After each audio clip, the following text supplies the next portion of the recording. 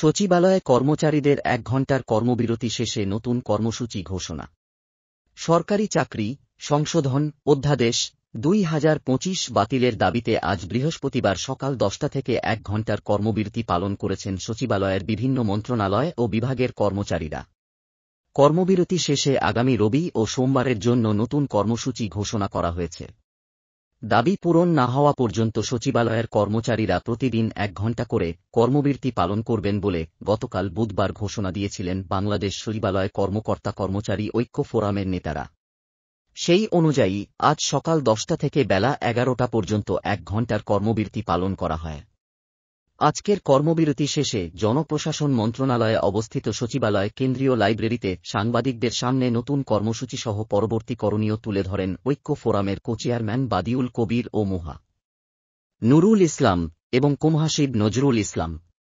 ঐক্য ফোরামের নেতারা জানান, আগামী রবি ও সোমবার আর কর্মবিরতি পালন করা হবে না।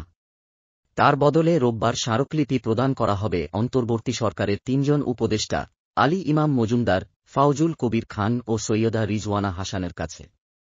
আর সোমবার স্মারকলিপি দেওয়া হবে ২ জন উপদেষ্টা আসিফ মাহমুদ সজীব ভুঁইয়া ও মাহফুজ আলমের কাছে। মাঠ পর্যায়ে বিভিন্ন সংস্থা ও প্রতিষ্ঠান প্রধানদের মাধ্যমেও স্মারকলিপি পৌঁছে দেওয়া হবে। প্রধান উপদেষ্টা অধ্যাপক মুহাম্মদ ইউনুস বর্তমানে জাপান সফরে রয়েছেন। তিনি দেশে ফিরলে ভালো সংবাদ আসবে বলে আশাবাদ ব্যক্ত করেছেন ঐক্য ফোরামের নেতারা। তাঁদের প্রত্যাশা, সেই ভালো সংবাদ নিয়েই তাঁরা আসন্ন ঈদুল আজহা উদ্যাপন করতে পারবেন।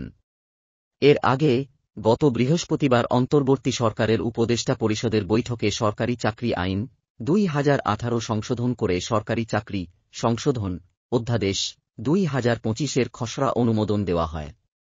এরপর থেকেই সচিবালয়ের বিভিন্ন মন্ত্রণালয় ও বিভাগের কর্মচারীরা এই অধ্যাদেশের বিরোধিতা করে আন্দোলনে নেমেছেন। আন্দোলনের মধ্যেই গত রোববার সন্ধ্যায় সরকার সরকারি চাকরি সংশোধন অধ্যাদেশ ২০২৫ জারি করে। এই অধ্যাদেশ বাতিলের দাবিতে গত শনিবার থেকে টানা আন্দোলন করছেন সচিবালয়ের কর্মচারীরা।